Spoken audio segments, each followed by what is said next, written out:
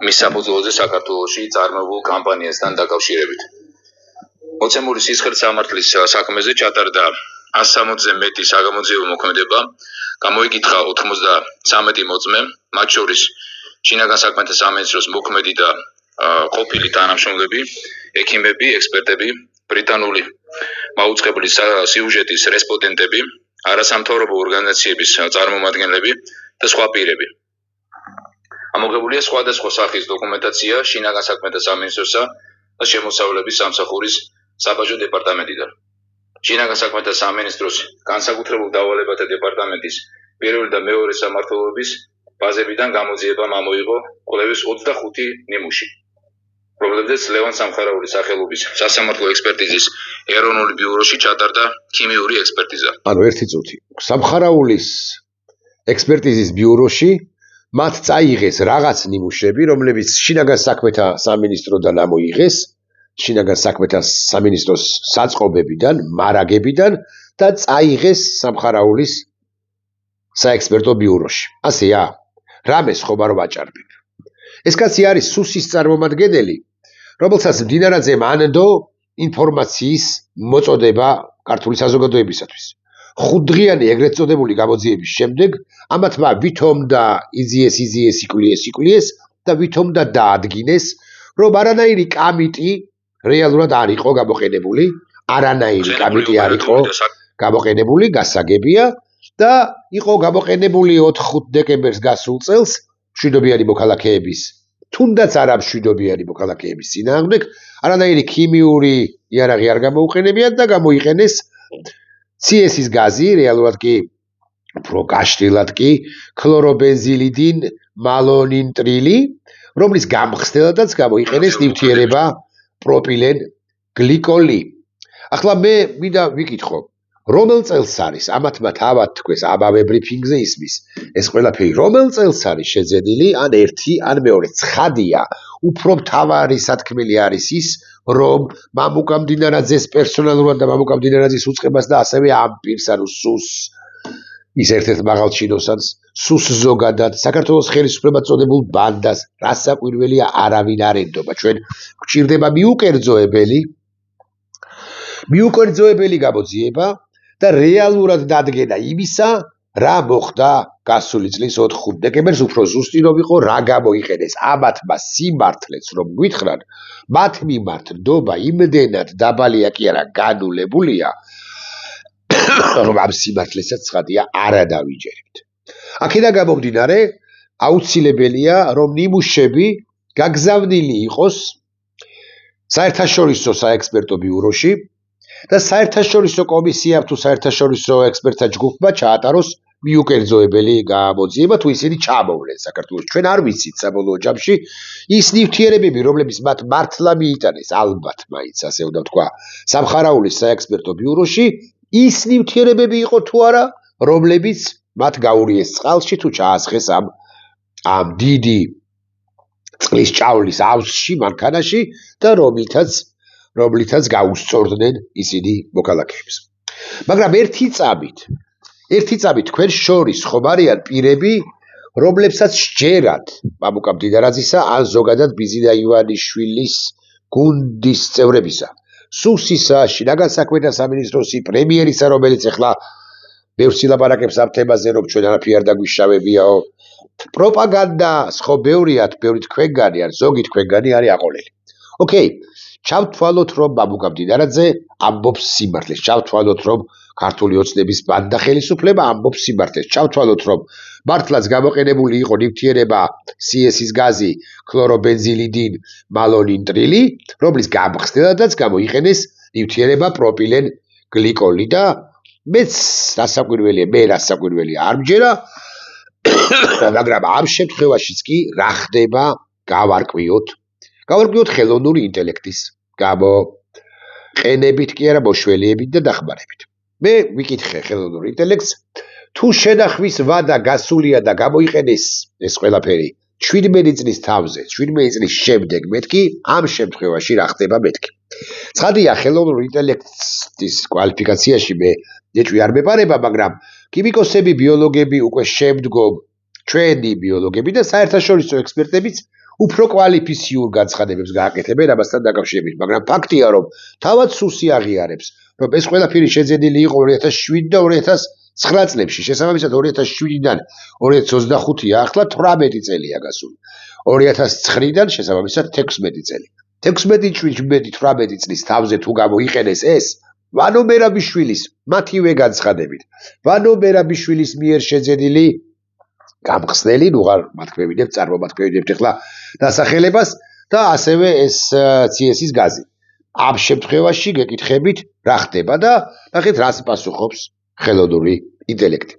ქლორობენზილიდინ მალო ნიტრილი გამოიყენეს შენახვის ვადის გასვლის შემდეგ, მაგალითად 17 წლის შემდეგ, შედეგები შეიძლება იყოს სავალალო და აი რატომ?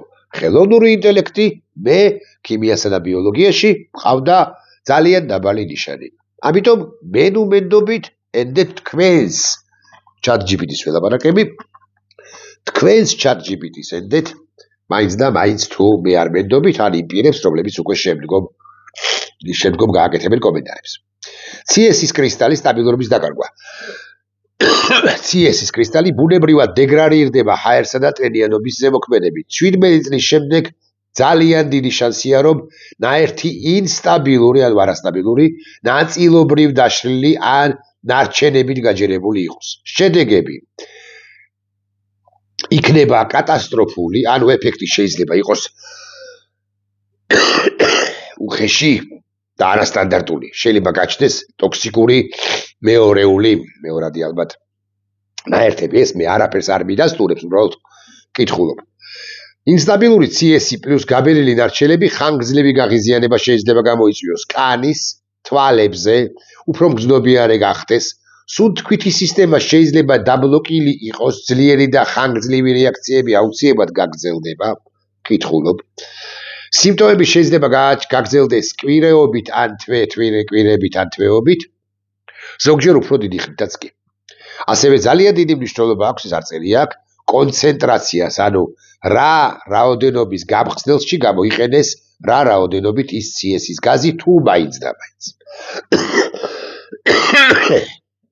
უსაფრთხოების რისკი. ნარევი შეიძლება იყოს წვის სუნთქვადი ან ნარჩენებით მდიდარი, 17 წლის შემდეგ, 17 წლის CS პლუს PG არ არის უსაფრთხო, სტანდარტული სტაბილური ნარევიც კი მხოლოდ რამდენიმე თვეა ხანგრძლივად ეფექტური. გახსნილი დეგრადირებული ნარევმა შეიძლება გამოიწვიოს ქრონიკული გაზის კანის დაზიანება, ფილტვების სრული შეშუპება ან მინიმუმ ანთება, ხანგრძლივი თვალის წვა და ხედველობის პრობლემები, ნერვული დაბოლოებების, გრძნობიობის ცვლილება არ არის გამორიცხული სიმსივნური წარმონაქმნების კი. სამართლებრივი პრაქტიკული მნიშვნელობა. საერთაშორისო სტანდარტები ნატოსი და ევროკავშირისა მკაცრად კრძალავს ძველი ნაერთების გამოყენებას. მე არაფერს არ ვიგონებ. ამათმა თქვენს, რომელსაც არ ვენდობით, ჩვენ საერთაშორისო გამოძიება გვინდა, მაგრამ ნებისმიერ შემთხვევაში, იმ შემთხვევაშიც კი თუ ჩვენ დავუჯერებთ ამათ, ჩვენ უნდა ვთქვათ, რომ ამათი ნათქმამია, რომ საერთაშორისო სტანდარტები დარღვეულია. ეს საერთაშორისო სტანდარტების ნატოსა და ევროკავშირის მიერ მკაცრად არის აკრძალული ძველი ნაერთების გამოყენება. ახალი ნარევი მზადდება მხოლოდ სტაბილური მიმდინარე ვადაში და უსაფრთხო გამხსნელში.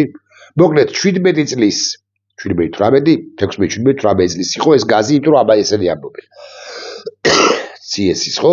ნაერთის გამოყენება ძალიან არასტანდარტულია, მაღალ, კი არა, უმაღლეს ტოქსიკურია და შესაძლოა იწვევდეს მძიმე დაზიანებებსაც კი. აქედან გამომდინარე მე მანამდე მქონდა დაკითხი, რომ სიმპტომები შეიძლება თუ არა გაგრძელდეს 8 თვეებერქი, ამიტომ ამასაც უბრუნდება, ეს მარტივად ხსნის სიმპტომებს 8 თვის განმავლობაში. რაც ნორმალურ შემთხვევაში, CS-ის გამოყენების შემთხვევაში არ გვხდება და ასე შემდეგ, მე ასუხავს თუ შეგიძლია, თუ გინდა შემიძლია აღიხსნა რატო გრძელდება სიმპტომები 8 თვის განმავლობაშიო. ახლა მე თავარი ეს არ არის. თავარი არის ის, რომ ამ ხელისუფლებად წოდებულ ბანდას ჩვენ გასაკვირველი არ ვენდობით. ეს ხელისუფლებად წოდებული ბანდა მაღალი ალბათობით ამ 5 დღის განმავლობაში დაკავებული იყო ყველა კვალის წაშლით. წინა ვიდეო ბლოგში საბაზე ვლაპარაკობ, რომ კვალს წაშლიან მეთქი და სხვა ვერსიის შემოთავაზებით. კითხვა მაქვს ასეთი. კოდით 34-39 იმ შემთხვევაშიც კი თუ ესენი მართლები არიან, რა უფლებით შემოიტანა ვინმემ თუნდაც წინა ხელისუფლებამ ეს თუნდაც წინა ხელისუფლებამ ხაზგასმით ვამბობ CS-ის გაზი. CS-ის გაზი არც ერთ შემთხვევაში არ იქნებოდა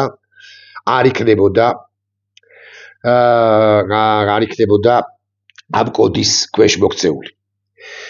ეს ბრიფინგი, როგორც ერთ-ერთი იუზერი წერს, მტკიცებულება ისევ ივანიშვილის წინააღმდეგ იქნება გარკვეული პერიოდის შემდეგ. როგორც ვარაუდობდით, რომ მდიდარაძემ გამოიყვანა ის საწოდავი კაცი და ათქმევინა CS-ის გას ვიყენებითო. ეს არის ტყუილი. უფრო ზუსტად კი BBC-ის მიერ მოპოვებული დოკუმენტაცია ფალსიფიცირებული, ან მდიდარაძე ტყუის ან დოკუმენტია ფალსიფიცირებული, ან მდიდარაძე ტყუის. აი ეს არის რეალურად. ეხლა მე გეტყვით 2 წუთი დარჩა რეალურად 2 წუთს ვილაპარაკებ. დასკვნა არის ესეთი, რომ მდიდარაძე ისე როგორც საქართველოს ხელისუფლება, რადგან დამატებით კიდევ გვატყუებენ, ისინი აუცილებლად ყოველ მიზეზს გარეშე აგებენ პასუხს. იმიტომ რომ ერთია დანაშაული და მეორეა კიდე დანაშაულზე დამატებული დანაშაული და დანაშაულზე დამატებული დანაშაული არის ის, რომ მათ კიდევ ერთხელ სცადეს ჩვენი გაცურება. რეალურად მათ გამოყენებული აქვს სწორედაც რომ ქიმიური იარაღი და ახლა უბრალოდ რაღაცა ლაბირინთში შევყავართ პირებს, რომელთა მიმართაც ნდობა არის 0-ის ტოლფასი. ნახვამდის.